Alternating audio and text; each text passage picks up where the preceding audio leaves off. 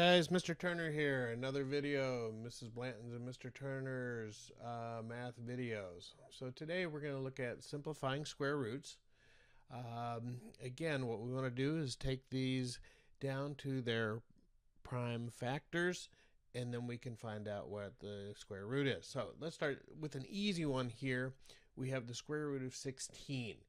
And we know that's a perfect square because you just did this work recently. And a perfect square means two numbers multiplied by themselves will equal that number. They're the same number. So we know 4 times 4 equals 16. Now again, we can do this in our factoring tree like we did. So 4 times 4. Now we have two numbers that are exactly the same, so we can circle those, right? And that means if we have two the same, we can take them outside, and we know it just equals 4. So what we need to do, and again, if you wanted to, you could go further. I mean, 4 goes into 2 times 2, and this also goes 2 times 2. So we have two pairs here which come out, and two pairs here which come out, which you would have 2 times 2, and then nothing in the square root. You multiply those together and you get 4. But again, that's more work than we need to do. If we have two numbers that are the same, we can take those out, and that is one of the factors that we can use in simplifying square roots. Let's try 45 here, and we'll see an example of that too. So 45 we know is, we'll do our factoring tree here, 5 times 9. 5 is as far as I can go. But the 9, I can go further. There's 3 times 3.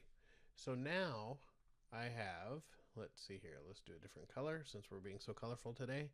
Now underneath our square root, I've broken this down to 5, 3, and 3.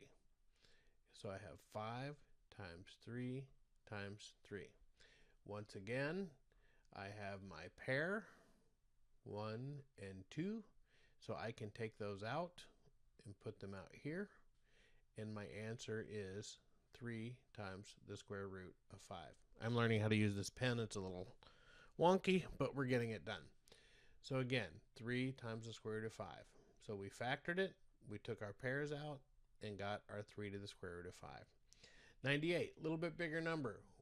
Doesn't bother us. We're not scared of it. So 98, we know since it's an even number, we can certainly go by 2, right? So let's go by 2. 2 times what equals 98? I believe it's 49.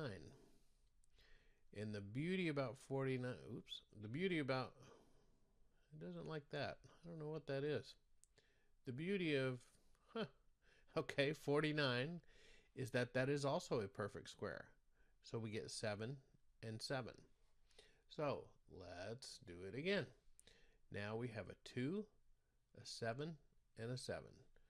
And in our square root, we can write it like that. 2 times 7 times 7. 2 times 7 is 14 times 7 equals 98. And here's our pair. We're going to take those outside. And it only goes out one time. We don't multiply them again. If there's 2, we just take them right out. And 7 times the square root of 2. Okay? Next one.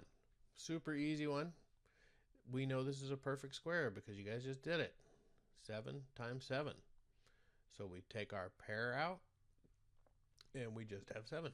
Done. Easy. Super easy. All right, let's change this just because we're on a roll. Square root of 54. Again, an even number. We can take this down, and we have 2 times 27. Okay? And this goes a little bit further on this one. 27, let's see, we'll use a different color for each time we go another level. 27 is 3 times 9, correct? And then we're not quite done yet because 9 can go even more.